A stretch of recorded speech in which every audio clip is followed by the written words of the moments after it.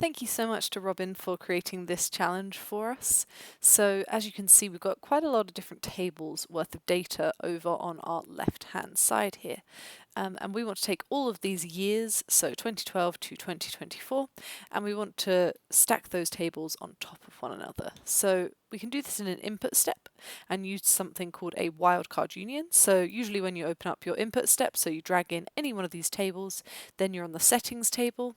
But if you go along to the tables tab, then you get this option here. So you can take it from a single union to union multiple tables instead.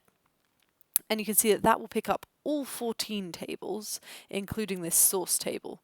So we want to add in a worksheet filter in order for this source table not to be included.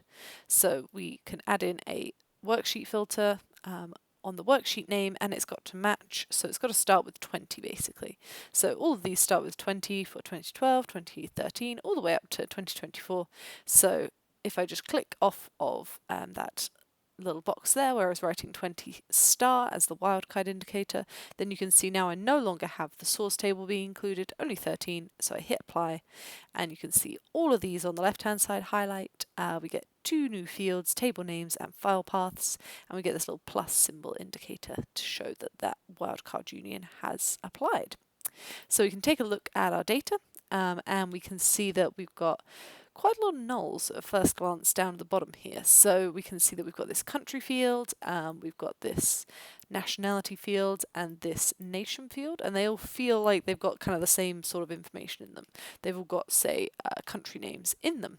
So in order to merge together multiple fields, we can just simply click on the ones we want to merge, so nation, nationality, and then if I scroll over to country, and I have this option in the top here to merge those fields, and then that will get rid of those nulls in those three fields. So if I take a look at that, wherever that field has gone, I'm just trying to find it.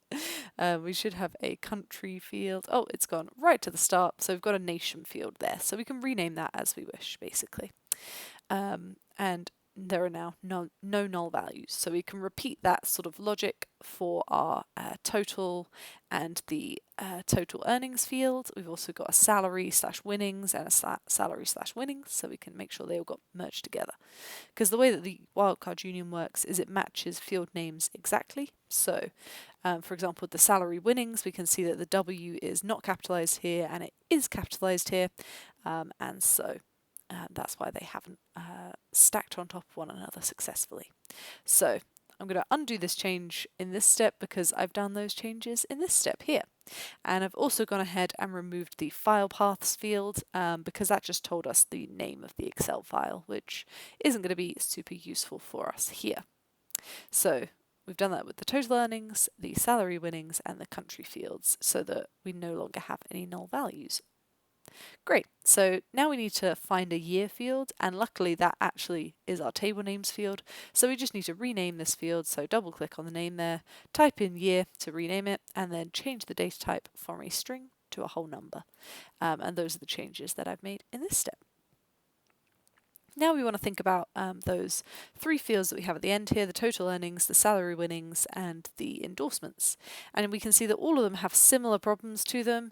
These ones have some asterisks, some stars, and dollar symbols, and the word million.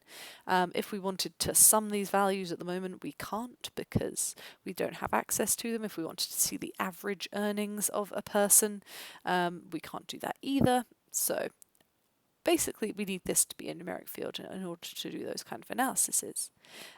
So since these three fields, we have similar kind of problems, we want to clean them in a similar way. It might be easier to do that if they're all in one field. So we're going to temporarily pivot those three fields. So doing a column to rows pivot and just picking up from the left-hand side, dragging over the fields we want, so the salary winnings, the total earnings, and the endorsements, and now they're in one field. So we still can identify which ones are the total earnings, which ones are the salaries, etc. But we now have them all in one field to deal with those cleaning operations that we need to perform. Now my first thought was to use maybe in this clean menu, maybe we could remove the punctuation, get rid of those asterisks, but be careful with that because then we also get rid of the decimal points. So let's not do that, remove punctuation in that way. So let's take a look at how to clean that instead. So I've done this very step by step. First of all, I thought, let's make sure that we replace the dollar sign. So I created a calculated field that takes the pivot 1 values and removes the dollar sign. So that's how that looks. It's the replace function, replace pivot 1 values, the dollar sign with nothing in between those quotation marks here. And that gets rid of the dollar sign.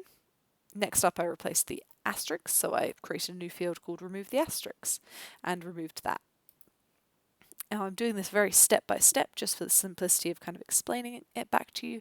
You could do multiple of these at once by nesting the calculations, but that's entirely up to you. I just thought it made a bit more sense explaining back to split it up nice and clearly. So then again, to keep it clear, I thought, okay, I can get rid of now this pivot 1 values and this remove dollar sign fields. So I'm just left with the remove asterisk field that I've got here. And from this, we can tell that we've got some values, that have not got the word million in them and others that do. So I want to be careful. I mean, in this case, it wouldn't matter if we multiplied 0 by 1,000,000, but just in case we had, say, one value where it was just 10 or something, we wouldn't want to accidentally multiply that by 1,000,000. So let's identify which ones have the word 1,000,000 and which ones don't. So I chose to do this by creating a split. So I did a custom split on the space and I took the first 2 fields there. So that created for us these 2 fields. So remove asterisk split 1 and remove asterisk split 2. So now we can clearly see we've got the numeric values in one field and the units in the other.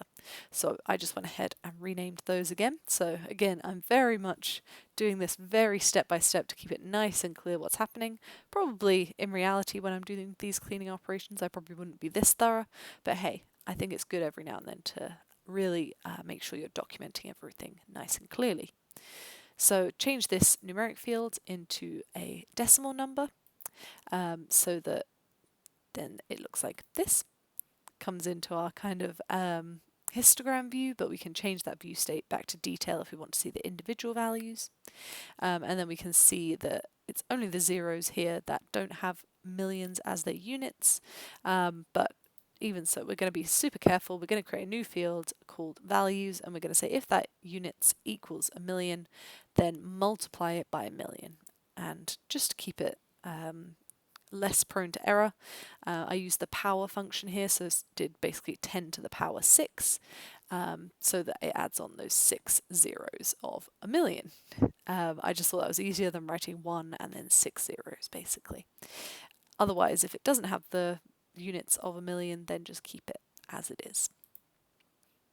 Okay, wonderful. And then we get rid of all the unnecessary fields and we're just left with the values and the pivot 1 names. So we can just pivot those back using a rows to columns pivot, having those pivot 1 names as our field names. So if I scroll over to the right here, you can see that they're all here, and then our sum values is sitting underneath those new headers that we've created. Brilliant. The only thing left to do is to join on this source table. So if we bring that in, we see we've literally just got a field called source. It's got one row with the website. So how do we join something that doesn't have anything in common with the other table? We create a dummy field, basically. So we've created a calculated field, called it dummy. I just used the value of number 1 to create that. And I've done that in this table as well. And then we join those two together. So dummy equals dummy. We remove those dummy fields and we're ready to output the data. So I hope you enjoyed that challenge. Thank you very much to Robin for creating it for us, and we'll see you for the next challenge.